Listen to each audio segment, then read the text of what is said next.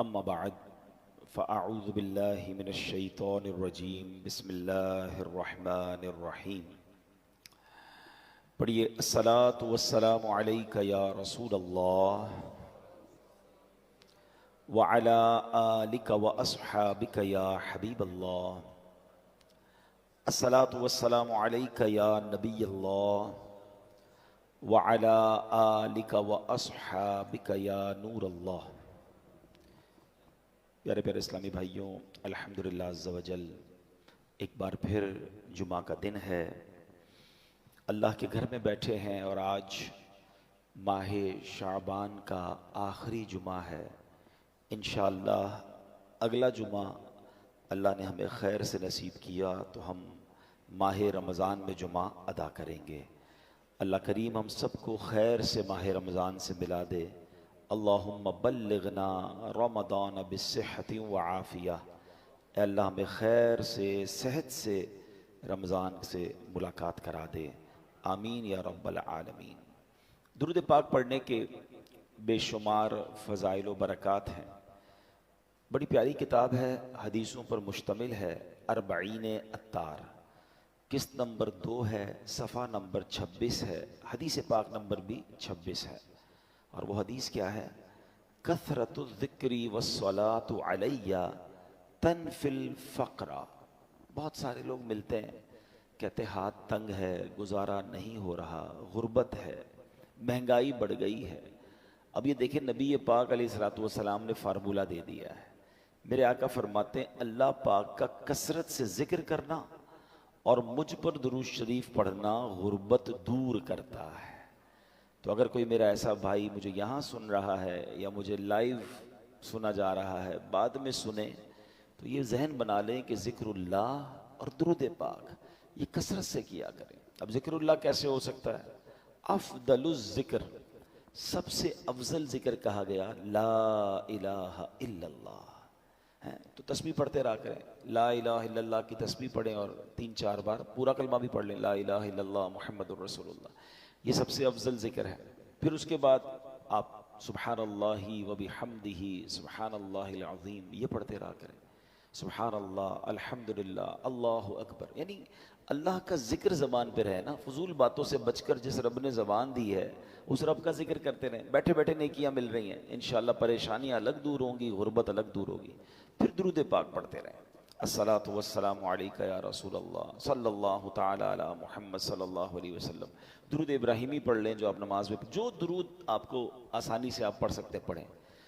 तो कम से कम रोज़ाना अपनी रूटीन में कुछ तादाद में ज़िक्र इलाही और दुरूद पाक को ज़रूर शामिल करें। बेहतर तो यह है कि हर नमाज के बाद जो तस्बीह फ़ातिमा है 33 बार सुब्हान अल्लाह, 33 बार अल्हम्दुलिल्लाह, 34 बार अल्लाहु अकबर पढ़ लिया करें।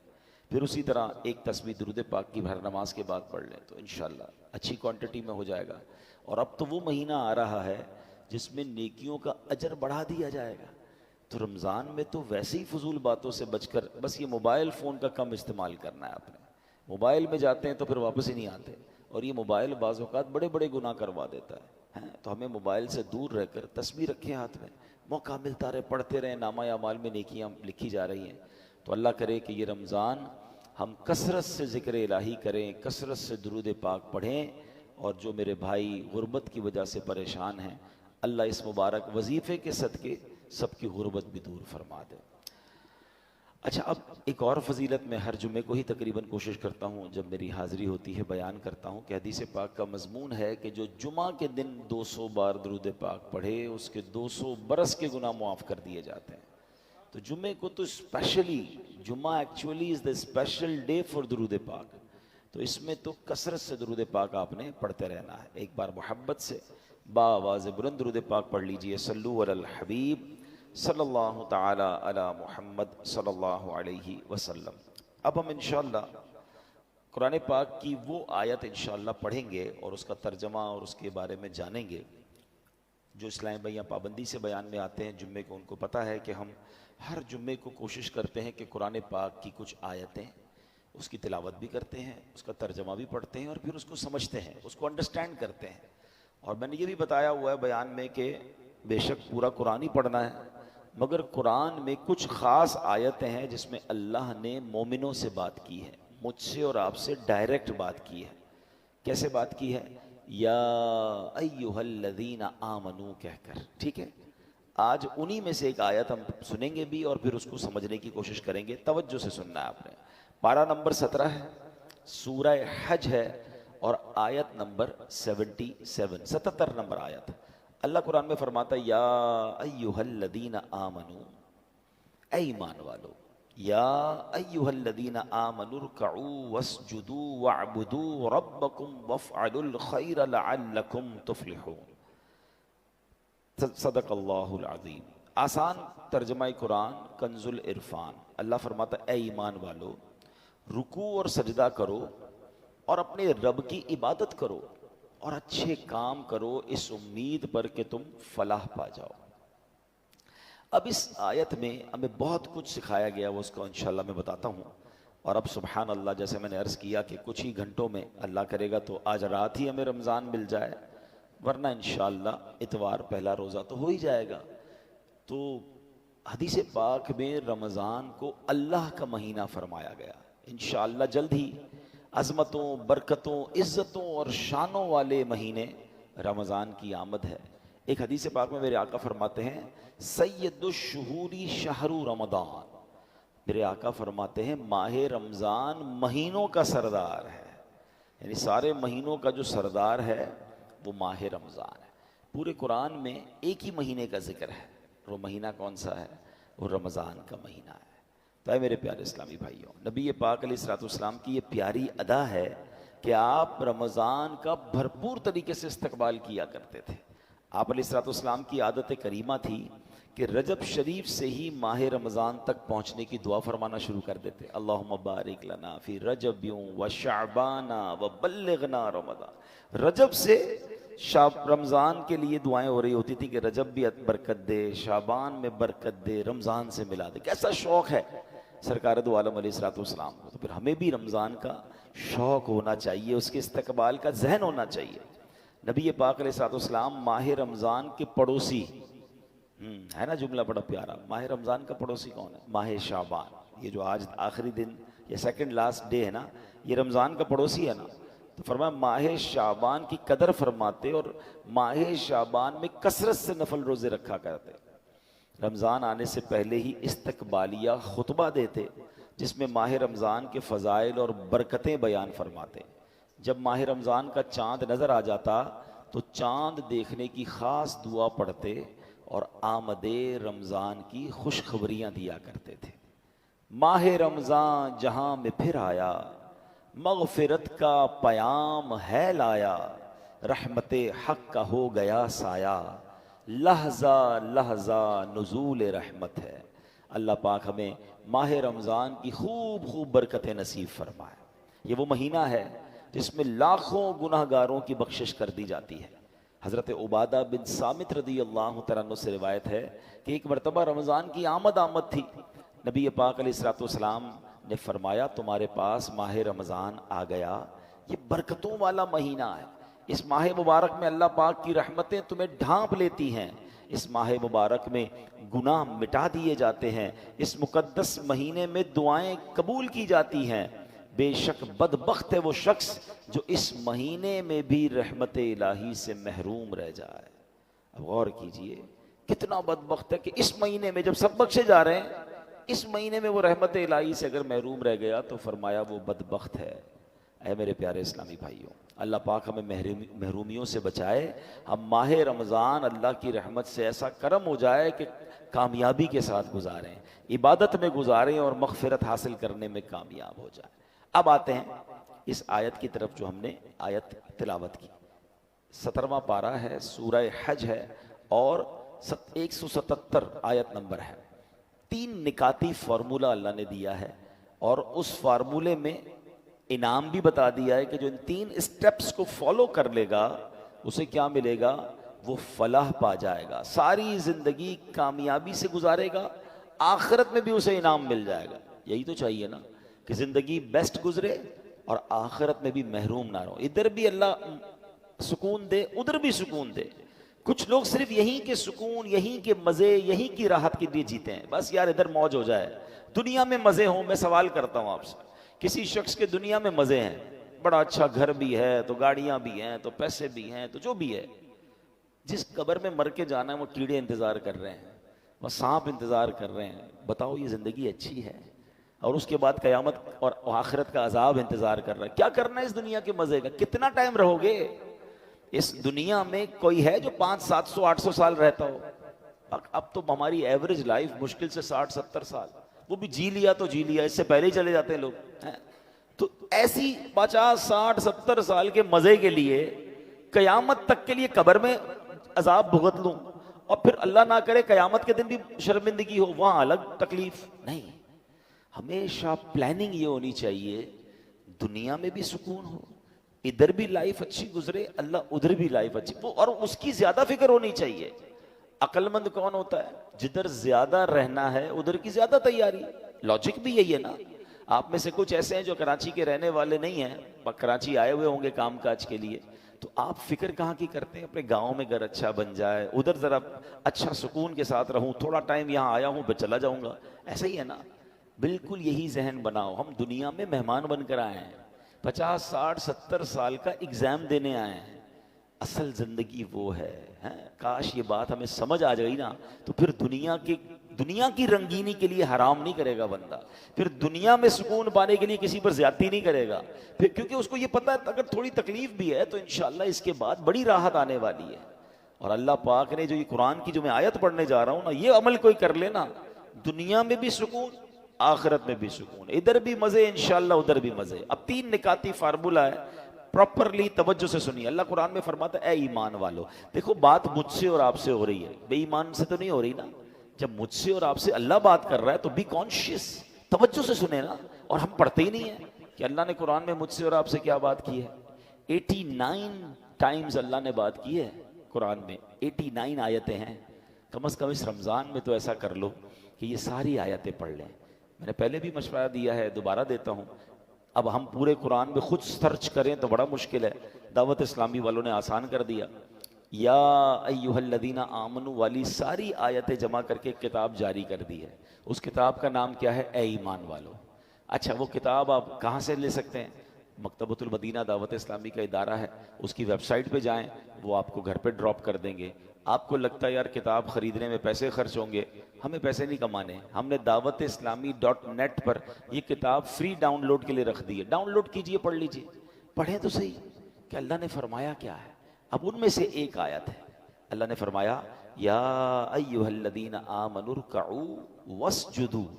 पहला नुक्ता, हम 3 पॉइंट्स को कंटिन्यू डिस्कस करेंगे, ठीक है। पहली बात क्या फरमाई? ऐ ईमान वालों, रुकू और सजदा करो। इसका मतलब यह है कि रुकू और सजदे करो का क्या मतलब है? नमाज पढ़ो। चूंकि नमाज के जो रुकने आजम है ना वो सजदा और रुकू है, तो इसलिए कुरान करीम में कभी नमाज को रुकू और सजदा भी कह दिया जाता है। जैसे आपने बड़ी मशहूर आयत सुनी होगी, वरकऊ मार राकिईन। कुरान कहता है और रुकू करने वालों के साथ रुकू करो। बंदा सिर्फ रुकू तो नहीं करता ना, पूरी नमाज पढ़ता, ये इशारा है। और यहाँ जमात से नमाज पढ़ने की तरफ इशारा है कि लोग जब नमाज पढ़ रहे हैं, नमाज जमात हो रही है, उनके साथ मिलकर नमाज पढ़ो। तो ये कुरान का एक अंदाज है। तो अब पहला नुस्खा क्या कुरान ने दे दिया? फर्स्ट पॉइंट, कामयाबी का, फलाह का पहला नुस्खा कि नमाज पढ़नी है। वाह। फिर दूसरा क्या है? अच्छा, इसी में आगे अल्लाह ने क्या फरमाया? वाबुदू रब्बकुम, और अपने रब की इबादत करो। पहले में नमाज कह दी, तो अब दूसरे में क्या है? दूसरे नुक्ते में उसका मतलब उलमा ने फरमाया इसके 3 माना बनते हैं, यानी 3 बातें इरशाद फरमाई गई। ऐ ईमान वालों, कामयाबी पाने के लिए खालिसतन अल्लाह पाक की इबादत करो। इबादत करनी है मगर अल्लाह के लिए, रियाकारी, दिखावा, लोगों को पता चले, मेरा नाम हो जाए, नहीं, अल्लाह के लिए खालिसतन। यहां इससे एक मुराद ये है। फिर फरमाया ऐ ईमान वालों, नमाज के अलावा जितनी किस्म की इबादतें हैं, सिर्फ नमाज तो इबादत नहीं है ना, रोज़ा है, ज़कात है, अगर हज फ़र्ज है तो हज करो, तिलावत करो, दुरूद पाक पढ़ो, माँ बाप की खिदमत करो, वगैरह वगैरह। अब ये इबादतें बजा लाओ। यहाँ दूसरा नुक्ता ये है, इसकी तीसरी बात उलमा ने ये फरमाई कि ऐ ईमान वालों, कामयाबी पाने के लिए इबादत करो, पूरे इखलास के साथ करो, मगर साथ साथ गुनाहों से भी बचते रहो। ये बड़ा मसला है। हम इबादत तो कर लेते हैं। अभी देखें ना, रमज़ान आएगा तो माशाल्लाह तकरीबन लोग जिनको अल्लाह पाक ने हिदायत दी है वो नमाज भी पढ़ते हैं, रोज़े भी रखते हैं, तरावी भी पढ़ते हैं, लेकिन गुनाह से बचने वाली जो साइड है ना, हम इसको नहीं देख पा रहे होते हैं, और ये बहुत ज़रूरी है। इसको आप आसान लफ्ज़ों में यूँ समझें कि आप कभी डॉक्टर के पास जाएं और आप कहें मेरा गला बड़ा ख़राब है, और डॉक्टर आपको गले की दवाई दे। आप थोड़े दिनों बाद जाएं कि डॉक्टर साहब सारी दवाई पी ली, अभी तक गला ठीक नहीं हुआ। तो डॉक्टर साहब कहें कि भाई आपने कोई ठंडे पानी से और खट्टे से परहेज़ किया था? तो आप कहें नहीं, मैं तो दवाई भी ठंडे पानी से ही पीता हूँ। तो डॉक्टर क्या कहेंगे, आप और 2-4 डब्बे भी खा लें फिर भी आपका गला ठीक नहीं होना।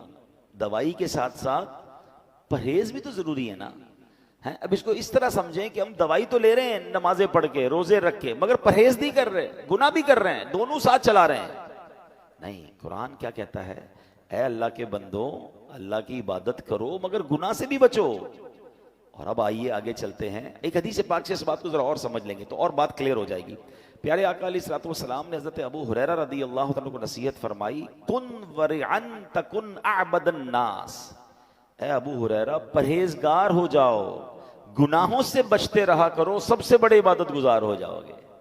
हम क्या समझते हैं, बहुत ज्यादा इबादत करने वाला इबादत गुजार होता है। यकीनन इबादत करनी है, मगर गुनाह से बचना इज वेरी इंपॉर्टेंट। ये दोनों मिलेंगे तो समझ लें इसकी बरकतें मिलेंगी। इसको और अच्छे अंदाज से समझिए, हजरत उमर फारूक रदी अल्लाह तआला अन्हु, मुसलमानों के दूसरे खलीफा है ना, लोगों से खुद आपने एक सवाल किया, साथी बैठे थे आपके, आपने क्वेश्चन किया, अय्युन नासी अफजल, लोगों में सबसे अफजल बंदा कौन है?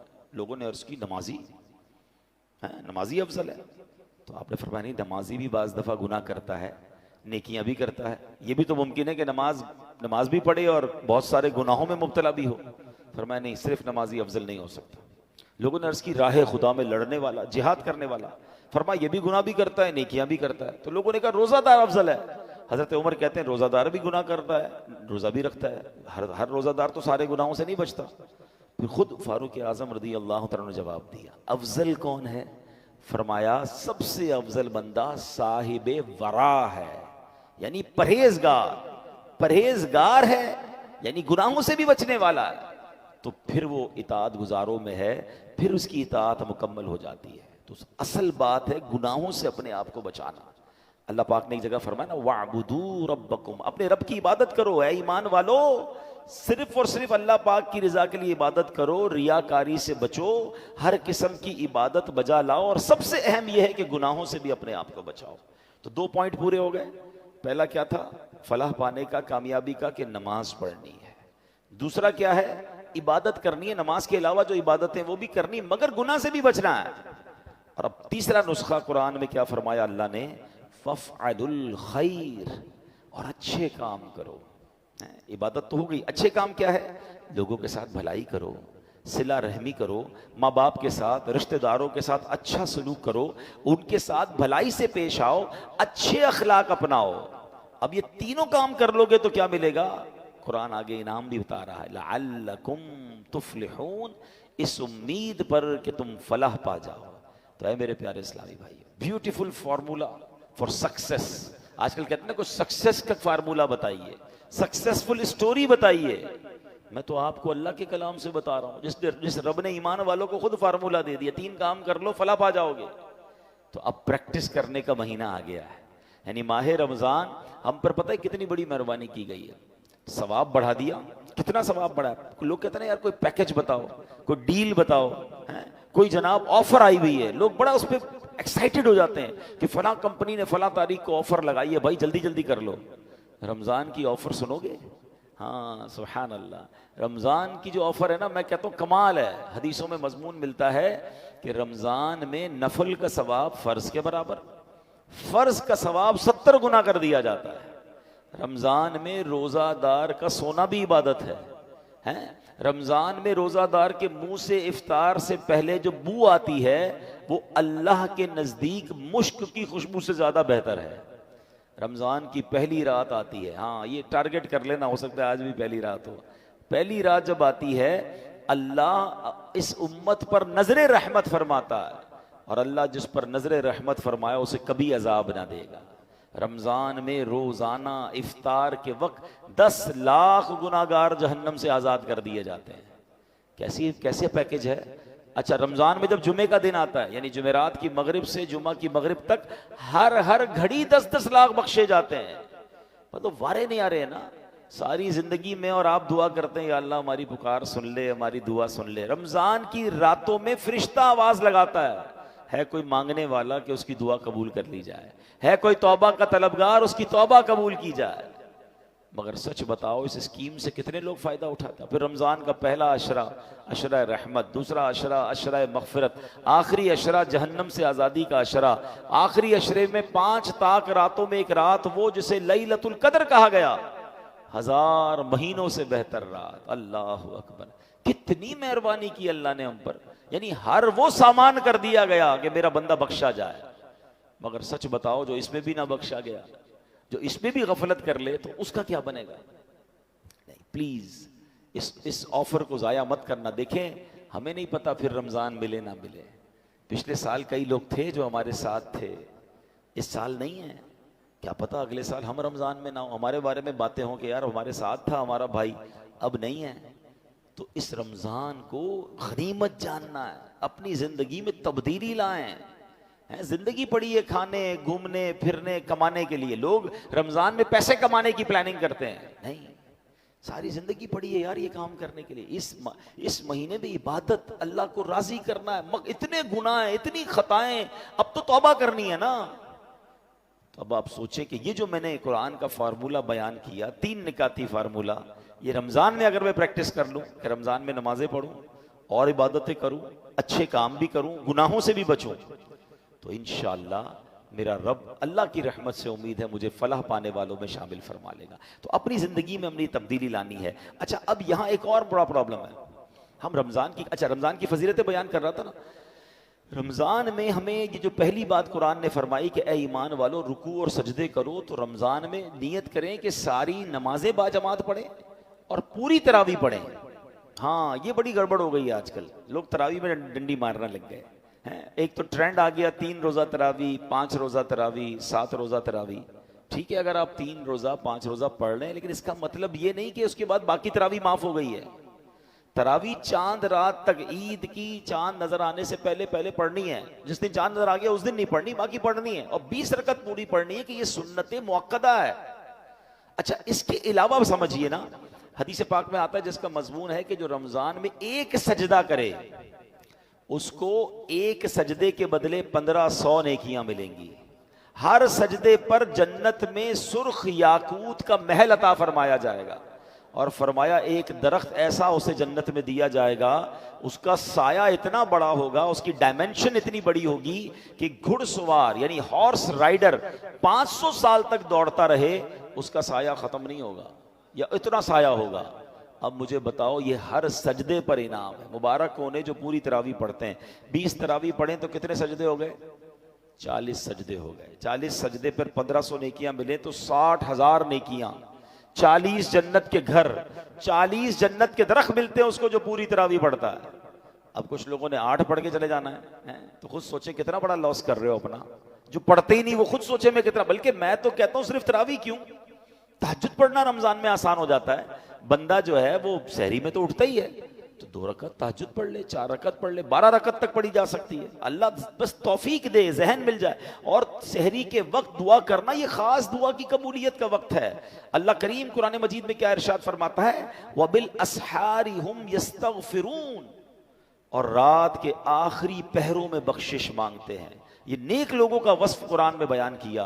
सहरी में उठे, एक तस्बीह इस्तगफार की भी पढ़ लें, अस्तगफिरुल्लाह अस्तगफिरुल्लाह अस्तगफिर, दुआ करें, और फिर सहरी कर लें। 10 मिनट पहले उठ जाए ना। यानी एक एक सजदे पर अगर मुझे एक जन्नत का घर मिल रहा है, जन्नत का दरख्त मिल रहा है, 1500 नेकियां मिल रही, तो क्यों सुस्ती करनी है?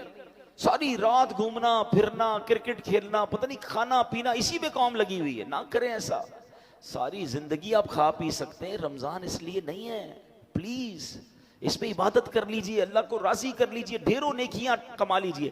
मैं चोट करने के लिए, समझाने के लिए कह रहा हूं। चले हमारी इस मस्जिद में अगर हम एक ऐलान कर दें, कोई बड़े साहब आ जाएं और ऐलान कर दें कि भाई इस रमजान में जितने लोग तरावी पूरी पढ़ेंगे, 20 रकतें पढ़ेंगे, जाते जाते 60-60 हजार रुपए कैश उनको लिफाफे में दिए जाएंगे और एक DHA का प्लॉट दिया जाएगा। मुझे बताओ, इस मस्जिद में जगह तो छोड़े, रोडे वोडे सब भर जाएंगी ना। और लोग फिर आखिरी दिन दुआ भी करेंगे, या अल्लाह 29 का चांद ना दिखे, 30 का दिखे, एक प्लॉट और मिल जाएगा, एक 60,000 का लिफाफा और मिल जाएगा। वैसे लोग यही दुआ कर रहे होते हैं जिनको रोजे भारी पड़ते हैं कि 29 में रमजान चला जाए, माद अल्लाह। अरे एक दिन और मांग लो यार। अब मैं चोट कर रहा हूं आपको, 60,000 रुपए रोज तरावी पे मिले और एक DHA का प्लॉट मिले, हर बंदा पूरी तरावी पड़ेगा। मैं आपके नबी का हदीस सुना रहा हूं आपको, हर सजदे पर 1500 नेकियां हैं, हर सजदे पर एक जन्नत का घर है। यार क्या दुनिया की चीजें हमें काम आएंगी? हम क्यों दुनिया की स्कीम के लिए रेडी हैं और जन्नत के खजाने बट रहे हैं और हम भाग जाते हैं।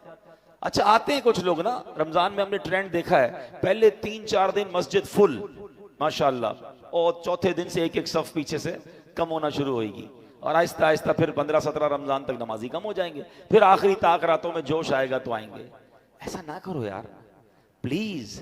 आप इस बार पंक्चुअल जम के इबादत करें कि नहीं कुछ भी हो जाए, बल्कि रमजान में प्रैक्टिस करनी है कि इस बार ऐसी इबादत की आदत पड़ जाए कि फिर रमजान तो चला जाए, हम मस्जिद से जुड़ जाएंगे इंशाअल्लाह। हम नमाज़े कज़ा ना करें, हम इबादत में दिल लगा लें। ये तो हमारी और आपकी प्रैक्टिस करवाने आ रहा है। तो इस बार रमजान में ये जहन बना लें कि बस मैंने नेकियां समेटनी हैं और मैंने अल्लाह को राजी करना है। अल्लाह अकबर। नमाज अव्वाबीन भी अदा किया करें। आओ इसकी फजीलत बताऊं। ये क्या तरीका होता है कि आप मगरिब पढ़े थे ना, 3 फर्ज पढ़ते हैं, 2 रकत सुन्नत पढ़ा करें, 2 रकत नफल पढ़ें और 2 रकत अव्वाबीन की नीयत से पढ़ ली। टोटल 6 रकतें होती हैं। और सुभान अल्लाह हदीस पाक में है, जिसने नमाजे मगरिब के बाद 6 रकतें इस तरह पढ़ी कि कोई बुरी बात ना की, तो उसके हक में 12 साल की इबादत करने के बराबर है। कितनी देर लगती है यार? फर्ज तो पढ़ते ही हैं, कुछ लोग सुन्नतें भी पढ़ते हैं। अब इंशाल्लाह रमजान में मैं भी नियत करूं। अब भूख तो लगी होती है, खाना रेडी होता है, 2-4 मिनट की बात है ना। एक हदीस पाक में आया, जो मगरिब और इशा के दरमियान मस्जिद में ठहरा रहे, नमाज और कुरान के अलावा कोई बात ना करे, तो अल्लाह पाक के जिम्मा करम पर हक है कि उसके लिए जन्नत में 2 महल बनाए, जिनमें से हर एक की मुसाफत 100 साल होगी। दोनों के दरमियान उसके लिए दरख्त लगाएगा। अगर अहले दुनिया इसका चक्कर लगाएं तो वो सब का इहाता कर ले। यूं बट रहे होते हैं खजाने। अल्लाह के घर में आया करें, बैठा करें, जल्दी ना मचाया करें, और फिर मस्जिद का अदब भी करना है। ये बात भी मैं समझा दूं। अब होता क्या है कि रमजान में नमाजी आते हैं माशाल्लाह, बहुत अच्छी बात है, लेकिन देखिए मस्जिद अल्लाह का घर है, अल्लाह के घर का इकराम है। कोई तो प्रोटोकॉल होगा ना। आप कहीं दावत में जाते हैं, किसी बड़ी शख्सियत के घर जाते हैं, अपना लिबास चेक करते हैं, खुशबू लगाते हैं, चेहरा धोते हैं, अच्छी बात है, मगर क्या अल्लाह के घर में आते वक्त ये करते हैं? ऐसा सोचना होगा ना। जैसा कपड़ा है, स्मेल आ रही है, बू आ रही है, बाज लोगों के मुंह से बदबू आ रही होती है। आपको पता है बाज सूरतों में कि जब आपके जिस्म और मुंह से स्मेल आ रही है, बदबू आ रही है, मस्जिद में आना ही नाजायज है, क्योंकि अल्लाह के फरिश्ते आते हैं इधर, उनको तकलीफ होती है, मुसलमानों को भी तो तकलीफ होती है ना। तो मेरा पहला मशवरा तो ये कि इफ्तार के बाद अगर आपने जमात से नमाज पढ़नी और पढ़नी चाहिए, तो आप इफ्तार में सिर्फ खजूर खा लें, फ्रूट खा लें और अच्छे तरीके से मुंह धो लें। वरना ये समोसे, पकोड़े, पता नहीं क्या क्या प्याज के साथ चीजें खा रहे होते हैं, और अब इतना टाइम नहीं होता कि आप मुंह साफ कर सकें, और अब ऐसा ही मुंह लेकर आप मस्जिद में आ रहे हैं, तो सोचे तो मस्जिद की बेअदबी है। नमाज बस जब भी मस्जिद में आए एक बात ख्याल रखें, मैं अल्लाह की बारगाह में, अल्लाह के घर में जा रहा हूं, कपड़ा साफ सुथरे हो। उलमाए किराम ने, हमारे बुजुर्गों ने नमाज के कपड़े अलग रखे हुए थे कि जब नमाज पढ़नी होती तो वो अच्छे वाले कपड़े पहनते। हमने दावत के कपड़े अलग रखे हैं। कुछ लोग नमाज ऐसे कपड़े पहन के पढ़ते हैं जब किसी के सामने वो कपड़े नहीं पहन सकते। हमने देखा घर में वो अजीब से कपड़े पहन के नमाजें पढ़ रहे हैं। भाई बाकी के यही कपड़े पहन के किसी दुनियादार के पास जाओगे? नहीं, जरा रुके, जरा इस्त्री करवा लो, जरा कपड़े तैयार कर लो। खुद सोचें यार, जितना इकराम करेंगे, जितनी इज्जत करेंगे, मस्जिद में जितने वकार से आएंगे, इंशाअल्लाह उतना नवाजा जाएगा। एक और बात याद कर लें, मस्जिद में हंसना कब्र में अंधेरा लाता है। मस्जिद में जरूर आए, मगर हंसी मजाक नहीं होनी चाहिए, सीरियस रहें। मस्जिद में फजूल बातें नेकियों को इस तरह खा जाती हैं जैसे आग लकड़ी को खा जाती है। इधर आके भी तरावी में आए हैं, अब टाइम तो गुजर नहीं रहा, पीछे बैठे हैं, हाँ भाई क्या चल रहा है, डॉलर का रेट आजकल क्या हो रहा है, सोने का भाव। अरे अल्लाह के बंदे, अल्लाह के घर में बैठे आखिरत की बात कर ले भाई, थोड़ा जिक्र इलाही कर ले। फारिग है तो नहीं, तस्बीह उठा लो, दुनियावी बात ना करें। ये आपके नेकियों को बर्बाद करने वाला काम है। एहतिकाफ करने वालों को भी ये एहतियात करनी चाहिए। अगर आपको लगता है मैं फजूल बातों से नहीं बच सकता, हंसी मजाक से नहीं बच सकता, तो आपको एहतिकाफ नहीं करना चाहिए। कहीं ऐसा ना हो सब बख्शे जाएं और आप गुनाह लेके जा रहे हैं। तो अदब के साथ, जितना मस्जिद का अदब करेंगे इतनी बरकतें मिलेंगी। मस्जिद में एक और शरई मसला भी सुन लें, क्योंकि अब कल से इंशाल्लाह या परसों से इफ्तार वगैरह और तरावी के अंदर भी लोग पानी वगैरह पिएंगे। मस्जिद में खाना पीना, सोना, सहरी, इफ्तारी करना ये जायज़ नहीं। लेकिन अगर कोई मस्जिद में आकर एतकाफ की नीयत कर लेगा तो फिर ये चीज़ें उसके लिए ज़रूरतन जायज़ हो जाएंगी। तो अपनी आदत ये बनाएं कि जब भी मस्जिद में आए, when ever you enter in मस्जिद, आपने एहतिकाफ की नीयत कर लेनी। कैसे करते हैं? दिल में कर लें, मैं एहतिकाफ की नीयत करता हूँ, ज़बान से कह लें नवई तो सुन्नतल एहतिकाफ।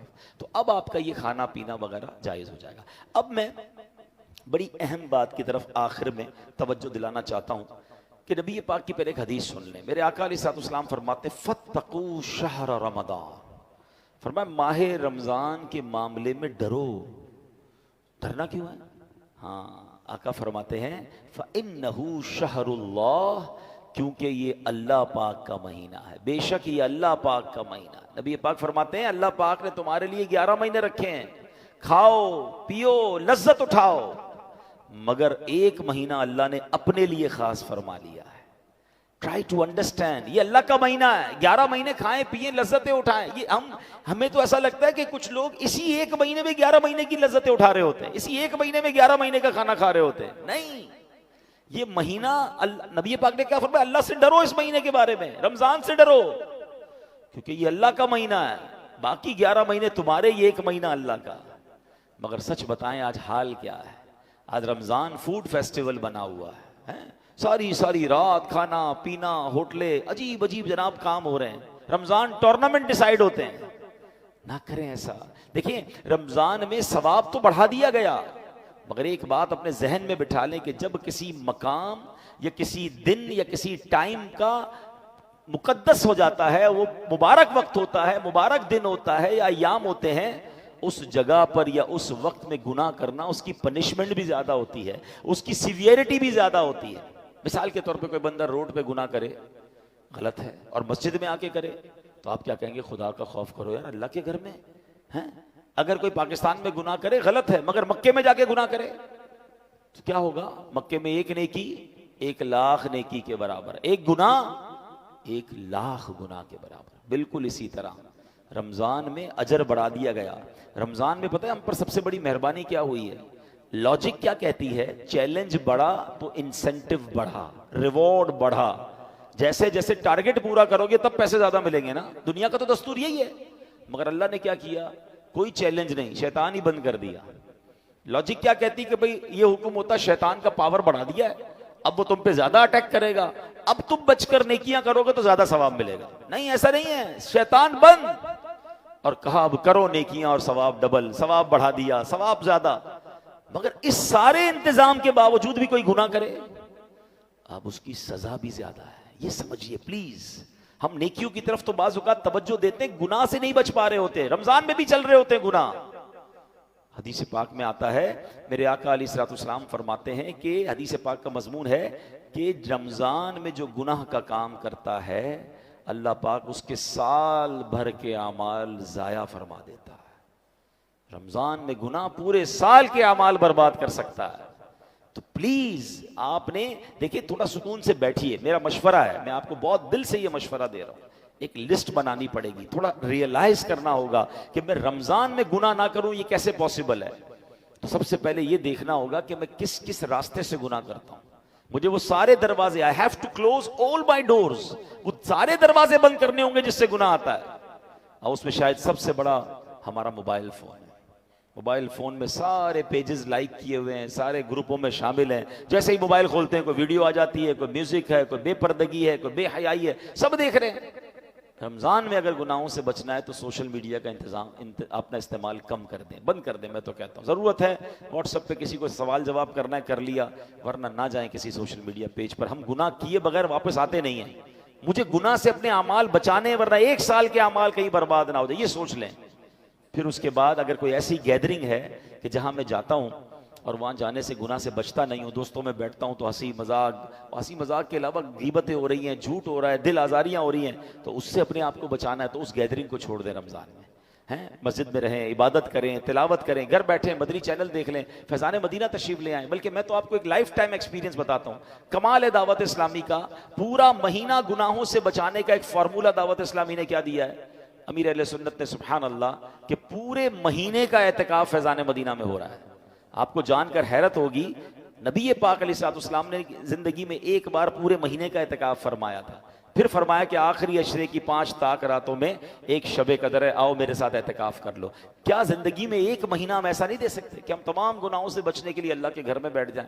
और फैज़ान मदीना जो दावत इस्लामी का मरकज है, इस वक्त वहां पर हजारों लोग आ चुके हैं और हजारों लोग आ रहे हैं। कल लाहौर से पूरी स्पेशल रमजान एहतिकाफ ट्रेन आई है जो आज अल्हम्दुलिल्लाह यहाँ पहुंची है, जो एहतिकाफ करेंगे पूरे महीने का। यूरोप से लोग आ रहे हैं, यूके से आ रहे हैं। आज मस्जिद में किसी को 2 घंटे बिठाना मुश्किल है, फैज़ान मदीना में पूरे महीने के लिए एहतिकाफ हो रहा है। और 5000 के करीब हमारा टारगेट है कि लोग इंशाल्लाह बैठेंगे। आप सोचिए कौन लोग हैं, ये भी तो अल्लाह के बंदे हैं। गुनाह से बचकर पूरा महीना इबादत में गुजारेंगे। आपके लिए पूरा महीना मुमकिन नहीं, आखिरी अशरे का एहतिकाफ करें। लेकिन इस महीने में एक टारगेट आज नियत करके जाइए, कुछ भी हो जाए एक भी गुनाह नहीं करूंगा इंशाअल्लाह। शैतान बंद है फिर भी गुनाह करूं यार, फिर भी झूठ, फिर भी गीबत, फिर भी दिल आजारी, फिर भी हराम रोजी नहीं। आंखों को गुनाह से बचाएं, हाथों को बचाएं। अल्लाह मुझे भी ये अमल करने की तौफीक अता फरमाए, आपको भी नसीब फरमाए। रमजान में एक और नेकी जरूर कीजिएगा कि अल्लाह की राह में दिल खोलकर खर्च करें। ये माह सखावत भी है, अपने लिए भी, अपने रिश्तेदारों, अपने गरीब मुलाजमीन, इनको तकसीम करें, सहरी इफ्तारी कराएं, अल्लाह की राह में खर्च करें। ये खर्च करने से माल कम नहीं होता। इंशाअल्लाह आप अपनी आंखों से इसमें मल्टीप्लिकेशन देखेंगे। जिसकी ज़कात का टाइम पूरा हो गया वो पूरी ज़कात अदा करे। और फिर मेरी गुजारिश है कि दीन मतीन का जो इतना बड़ा काम दावत इस्लामी कर रही है, अल्हम्दुलिल्लाह आपके सामने ये मस्जिद है, ये दावत इस्लामी ने बनाई। मैं 2 दिन पहले मैंने एक मस्जिद की अल्हम्दुलिल्लाह ओपनिंग सेरेमनी में गया था। सोशल मीडिया पे जिन्होंने देखा होगा, गुलिस्तान जौहर में मेन रोड पर अमेजिंग शानदार आलीशान मस्जिद, सेंट्रल एयर कंडीशन लिफ्टों वाली बड़ी मस्जिद, अल्हम्दुलिल्लाह उसका इफ्तिताह। कराची में अल्हम्दुलिल्लाह और पूरे पाकिस्तान में साल की सैकड़ों मस्जिद दावत इस्लामी बना रही है। आज मगरिब की नमाज में मैंने अल्हम्दुलिल्लाह ये कंगरी उसके पास जो पीर पगाड़ा साहब का घर है उसके करीब अल्हम्दुलिल्लाह हमने एक मस्जिद की जगह ली है, वहां पर पहली नमाज अभी मगरिब में होगी। पूरी दुनिया में ये काम हो रहा है। तो मेरी गुजारिश है कि आप भी दावत इस्लामी का साथ दें, आप भी इस नेकी के काम में अपना हिस्सा मिलाएं। तो इस बार अपनी ज़कात में, अपने डोनेशंस में हज़ारों मदारिस हैं, लाखों उलमा और हुफ़ाज़ बन रहे हैं। तो दावत इस्लामी का साथ दें और अपना डोनेशन, अपना फ़ितरा, अपनी ज़कात में दावत इस्लामी को ज़रूर याद रखें। अब यहाँ मैं एक ऐलान कर दूँ कि इंशाअल्लाह रमज़ान के लिए कुछ जमात के टाइमिंग में हमने तब्दीली की है कि सिर्फ़ रमज़ान में हमारे माशाल्लाह इस मस्जिद में 2 जुमे होते हैं, क्योंकि बहुत तादाद होती है। ये दूसरा होता है, पहला 1:15 बजे होता है। तो इंशाअल्लाह रमज़ान में ज़ोहर की भी 2 जमातें हुआ करेंगी इंशाअल्लाह, 1:15 बजे और 2:15 बजे, यानी 2 बार ज़ोहर की जमात होगी। तो जो लोग लेट आते हैं वो आ जाएं। और रमज़ान में नमाज जुमा जो है उसका पहला जुमा तो उसी तरह 1:15 बजे हुआ करेगा, मगर ये वाला जो हमारा जुमा है, यानी अगला जुमा आप आएंगे नमाज के लिए, तो वो 3:30 बजे होगा। 3 की बजाय हमने आधा घंटा आगे कर दिया है। लेकिन ऐसा नहीं कि आप 3:30 बजे आइएगा, इंशाअल्लाह हम 2:45 बजे बयान शुरू कर देंगे। तो आइए अल्लाह रसूल की बातें भी सुने, अल्लाह के घर में वक्त बिताएंगे ताकि वो वक्त इबादत में गुजरे। तो नेक्स्ट जुम्मे से बयान का टाइम 2:45 बजे होगा। जो हमें लाइव सुन रहे हैं इंटरनेशनली भी वो सुन लें, पाकिस्तान के टाइम के मुताबिक 2:45 बजे इंशाअल्लाह बयान शुरू हुआ करेगा। और इंशाअल्लाह 3:30 बजे बाजमात हम इंशाअल्लाह यहाँ पर नमाज जुमा अदा करेंगे। अल्लाह करीम अमल की तौफीक अता फरमाए। आमीन बिजाहिन नबील अमीन सुन्नत।